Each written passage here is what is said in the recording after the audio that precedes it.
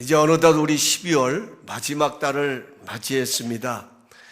여러분, 12월은 예수님의 탄생을 축하하는 성탄의 계절이기도 하지만 한 해를 마무리하고 새해를 준비하는 의미 있는 달이기도 합니다. 이 시간을 어떻게 사용하느냐에 따라서 지나간 시간이 그리고 앞으로 다가올 시간이 더 의미 있는 시간이 될 것입니다. 오늘 성경은 이런 의미 있는 시간을 위해서 낙심하지 말라고 말합니다. 여러분, 낙심이 뭡니까? 무엇을 가지고 낙심이라고 말합니까?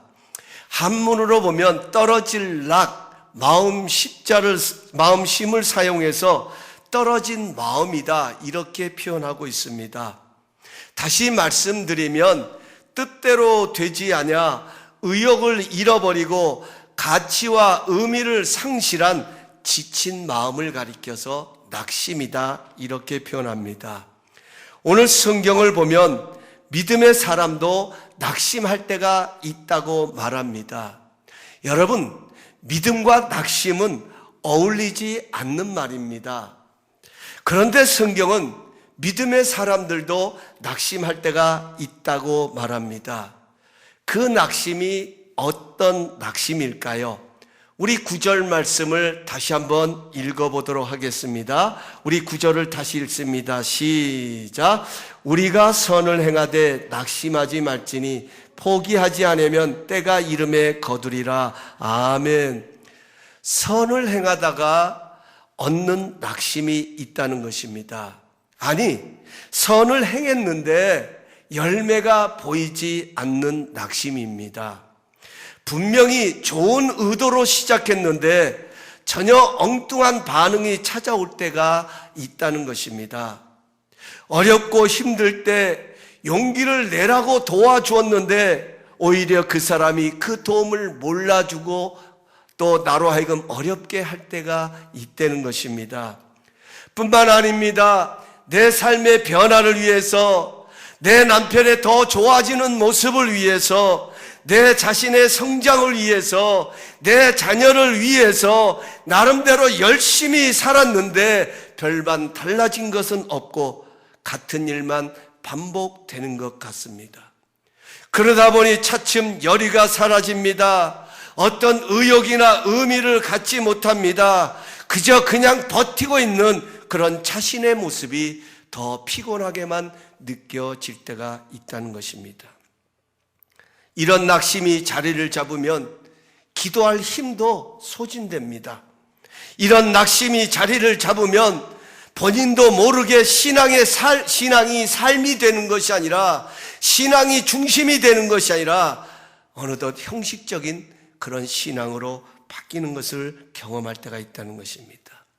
오늘 본문은 이런 낙심이 찾아올 때 어떻게 대처하고 극복해야 하는지 그 방법을 들려주고 있습니다. 먼저 6절 말씀을 우리 다시 한번 함께 읽어보겠습니다. 6절 말씀 한 절만 우리 함께 읽습니다. 우리 7절까지 읽을까? 8절까지 읽을까요? 시작.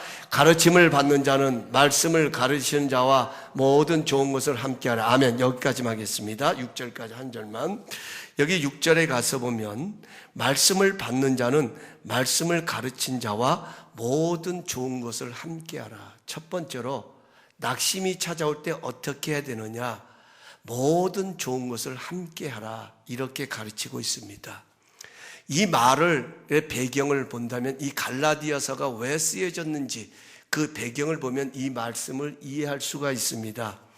여러분, 이 갈라디아서는 바울이 2차 전도 여행 때 안디옥에서 쓴 편지입니다.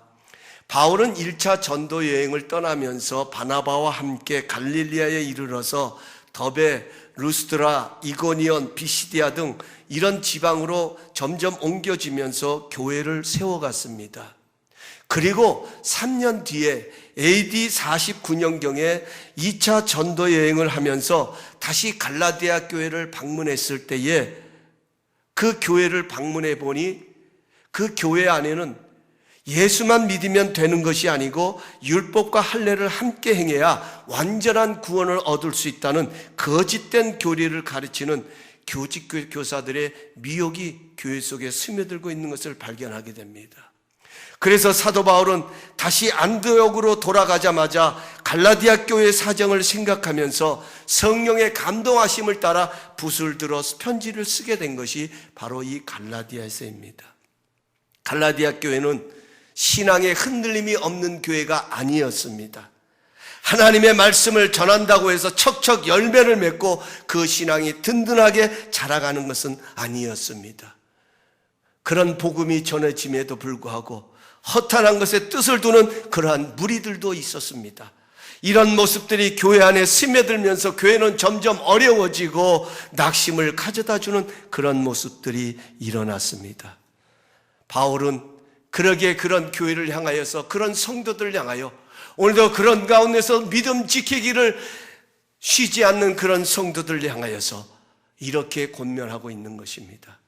말씀을 받는 자는 말씀을 가르치는 자와 모든 좋은 것을 함께 나누라고 권면하고 있습니다. 여기 함께 하라는 것은 함께 나누라는 것입니다. 여러분, 모든 것이 좋다라고 하는 것, 무엇이 모든 것이 좋은 것일까 하는 것입니다. 모든 좋은 것이라고 하는 것, 도대체 이것이 어떤 것일까 하는 것입니다. 그것은 은혜와 사랑을 나누라는 것입니다. 여러분, 낙심이 자리를 잡으면 제일 먼저 멀어지는 것이 뭐냐면 은혜입니다. 낙심은 떨어진 마음이라고 그랬잖아요. 어디로부턴가 떨어져 있는 마음, 멀어진 마음, 그것이 낙심이다. 뜻대로 되지 않는 것으로 인하여 낙심하듯이 여러분, 우리 속에 낙심이 자리를 잡으면 제일 먼저 멀어지는 것이 은혜입니다. 그래서 은혜는 받는 것도 중요하지만 은혜를 지키는 것도 중요합니다. 그 은혜를 지키는 방법이 뭐냐? 나누려는 것입니다. 서로 받은 은혜를 나누면서 격려하는 것입니다. 어려운 상황 가운데서도 이런 낙심 속에서도 누리는 그 얻은 은혜이기에, 사랑이기에 더 소중하고 감사한 것입니다.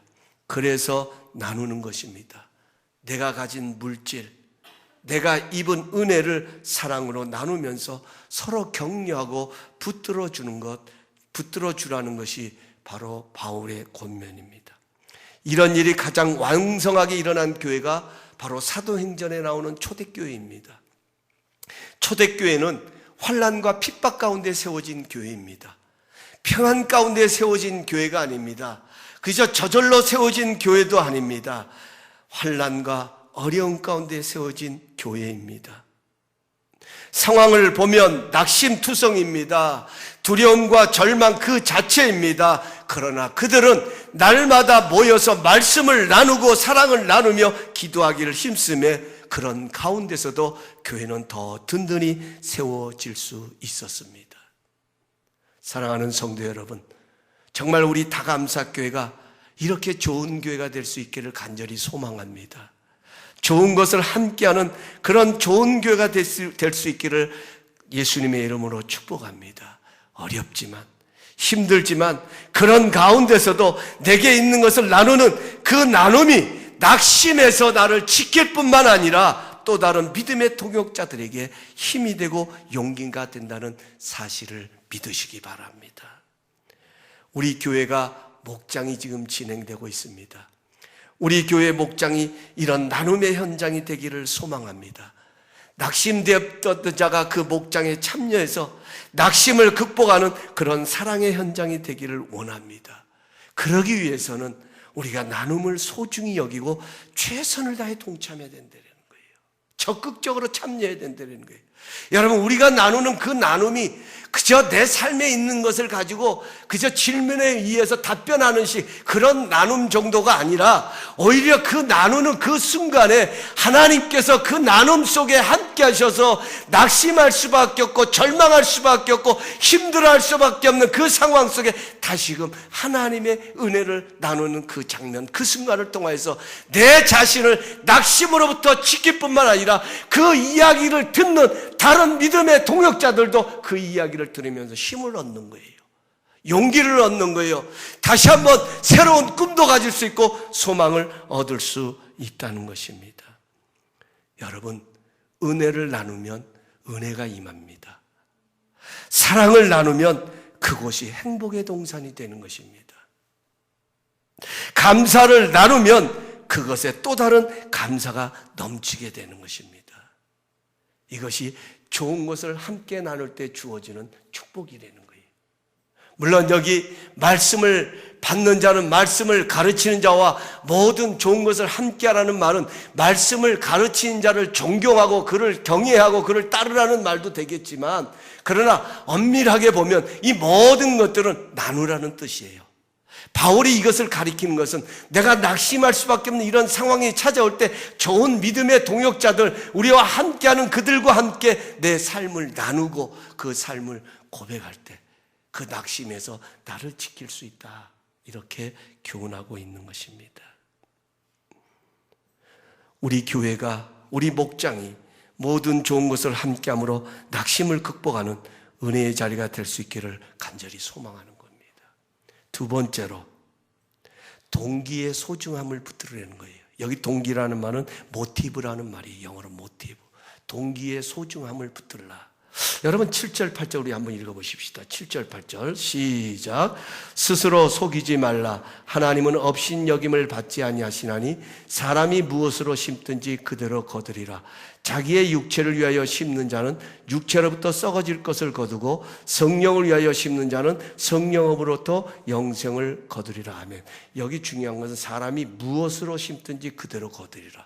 무엇으로 심든지 그대로 거두리라. 여기다 밑줄을 그십시오. 무엇으로 심든지 그대로 거두리라. 오늘 이 본문을 보면요, 이 7절 말점을 8절을 보면 이 말씀이 우리에게 소중한 것은 이 7절 8절을 보면 하나님의 관심과 우리의 관심이 표현되어져 있는 것입니다.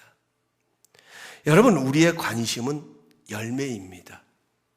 우리의 관심은 결과입니다. 열매가 없기 때문에 낙심하는 것입니다. 아니, 열매가 맺혔는데 엉뚱한 열매가 맺혔기 때문에 낙심합니다. 내가 그 일을 행할 때는 이것이 아니었어요. 내가 바라던 것은 이런 모습이 아니었어요. 그런데 엉뚱한 모습이 찾아오기 때문에 우리는 낙심합니다. 절망합니다. 그런데 오늘 본문을 보면 하나님의 관심도 있습니다. 하나님의 관심은 어디에 있습니까? 무엇으로 심든지 그대로 거둔다는 것입니다. 이미 심을 때 열매는 결정된다는 것입니다.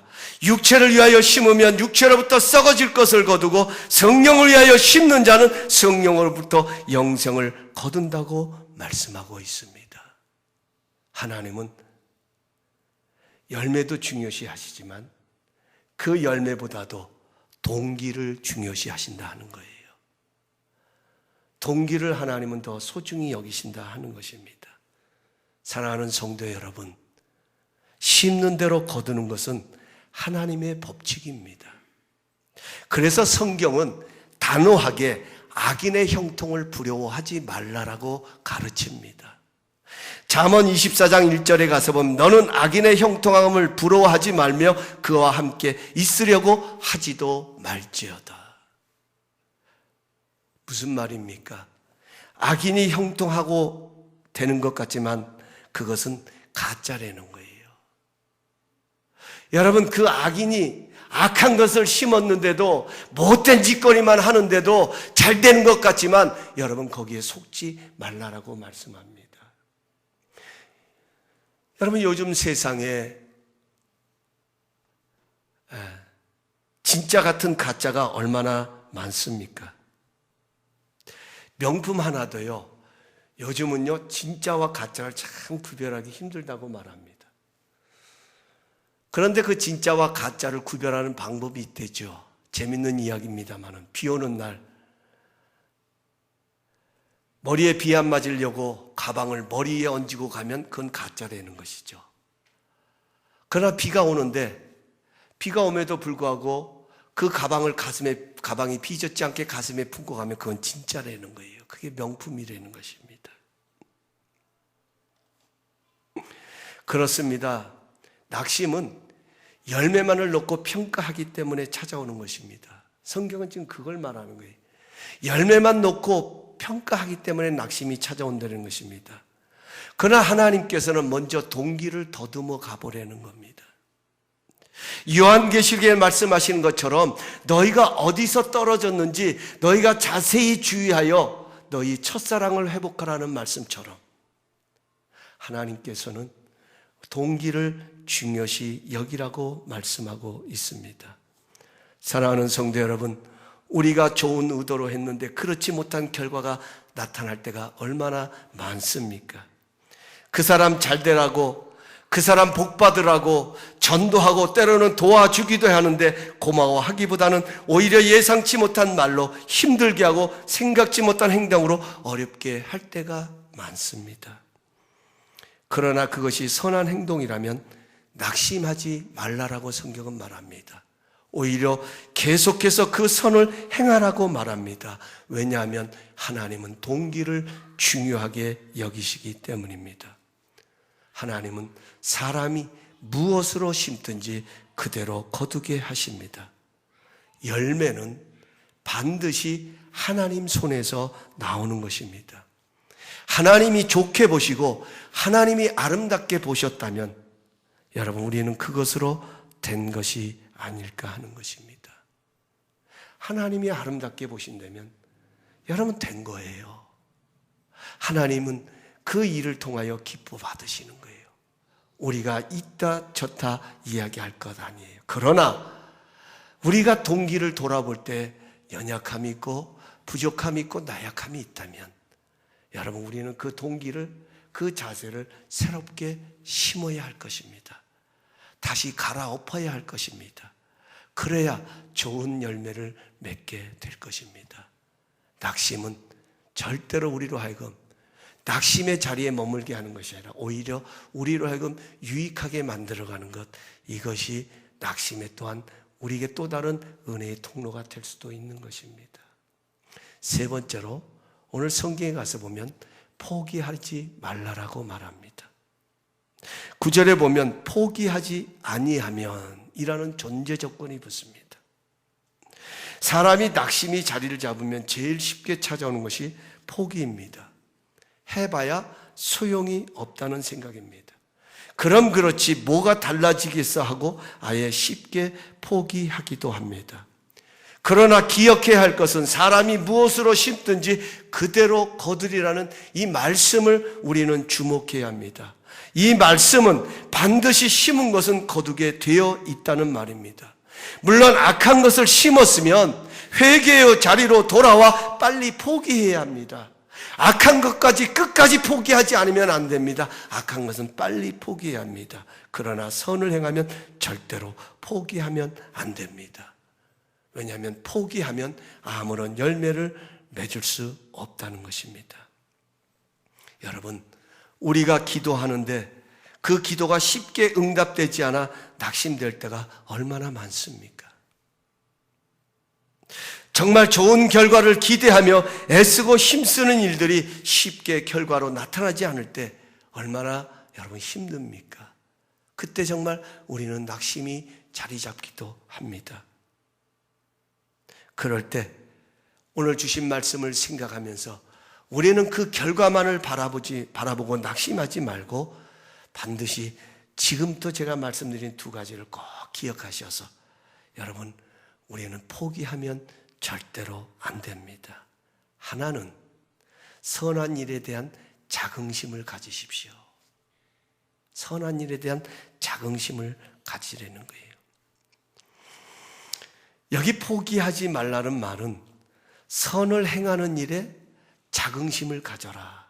바꿔서 말하면 지금 네가 행하고 있는 그 일에 대하여 그것이 옳은 것이라면, 그것이 정말 하나님이 기뻐하실 만한 일이라면, 정말 그것이 우리에게 생명이 되는 길이고 올바른 길이라면 포기하지 말고 오히려 그 일에 대하여 자긍심을 가지려는 것입니다. 왜 우리가 낙심합니까? 내가 하는 일에 대한 자긍심을 갖지 못하기 때문입니다.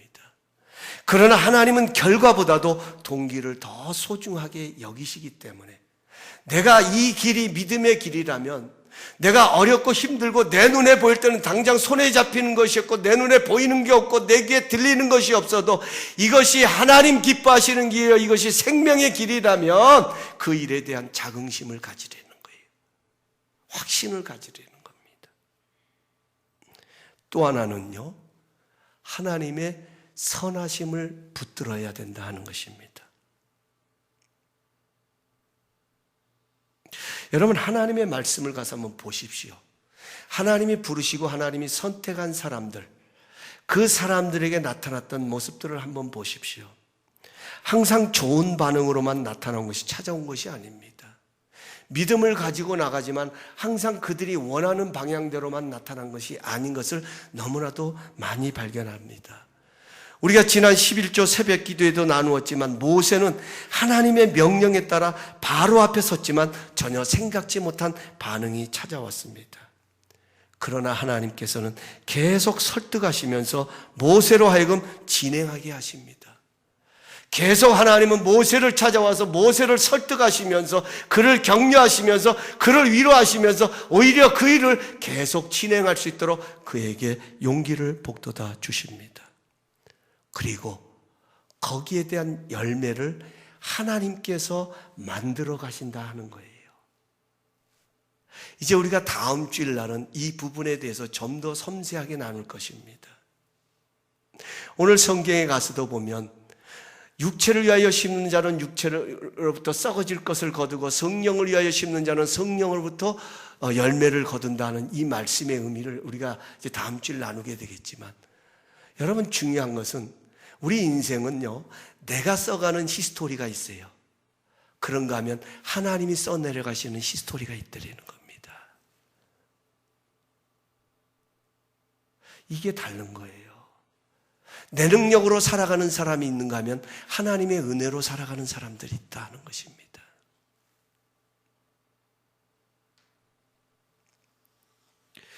여기 포기하지 말라는 말은 그 상황을 인정하지 말라는 거예요. 받아들이지 말라는 거예요. 그것이 전부인 것처럼 그대로 예스 하지 말라는 거예요. 이게 포기하지 말라는 거예요. 내게 자긍심이 있다면 이것이 선한 일이라고 하면 절대로 그것을 용납하지 말고 반드시 때가 되면 이루게 하시는 하나님의 선하심을 붙들라, 이렇게 교훈하고 있는 것입니다. 사랑하는 성도 여러분, 하나님은 어떤 분이십니까? 하나님은 모든 것이 합력하여 선이 되게 하시는 분이십니다. 하나님은 바꾸어 가시는 분이세요. 여러분, 변화라고 하는 것은 내가 만들어내는 것이 아니라 하나님의 손에서 만들어지는 것입니다. 그래서 행복한 거예요. 여러분, 저는 요즘 행복한 목회하려고 굉장히 몸부림칩니다. 여러분, 뭐가 행복할까요? 행복이라고 하는 것은 주어지는 행복이 있는가 하면 찾는 행복이 있더래잖아요. 많은 것을 가져서 내가 원하는 것을 이루어서 내가 어떤 위치에 올랐고 내가 어떤 성공을 이루었기 때문에 행복한 것이 아니라, 아니 반대로 내가 부족하고 연약하고 가진 것이 없지만 그런 가운데서 누리는 행복이 있습니다. 그게 바로 뭐냐면 변화의 기쁨이에요. 변화되어져 간다라는 거예요. 자꾸만 성장해 간다라는 거예요. 자꾸만 달라져 간다라는 거예요. 상황은 어렵고 힘들어도 다른 사람이 볼 때는 정말 낙심할 수밖에 없지만 그런 상황 속에서 행복을 누릴 수 있는 것은 그 상황을 통하여 나는 더 나은 모습으로, 더 유익한 모습으로 성장하고 발전해 간다라는 거예요. 이게 하나님의 선하심의 은혜다 하는 것입니다. 하나님께서는 요셉을 헤아려 했던 형들의 악함도 선으로 바꾸셔서 만 백성의 생명을 구원하는 길이 되게 하셨습니다. 늘 자신의 연약함만 보고 하나님의 일을 감당하기 두려웠던 모세를 하나님께서는 강한 손으로 붙드셔서 이스라엘 백성을 구원하는 리더로, 그런 열매를 맺을 수 있도록 하나님께서는 만들어 가셨다는 거예요. 모세가 낙심을 경험하지 않은 것 아닙니다. 그가 절망을 몰랐던 것 아닙니다. 그에게 부족함이 없었던 것이 아닙니다. 그에게 실패 같은 상황이 찾아오지 않았던 것이 아닙니다. 아니요, 요셉을 보아도 모세를 보아도 오히려 그들은 그 상황 속에서 하나님께서 그들을 새롭게 바꾸어 가셔서 하나님의 뜻을 이루어 가시는 그 모습, 열매를 맺게 하시는 그 모습이 성경에 기록되어져 있습니다. 지금도 하나님은 얼마든지 우리의 부족함도 유익이 되게 하시고 강함이 되게 하시는 전능하신 하나님이십니다.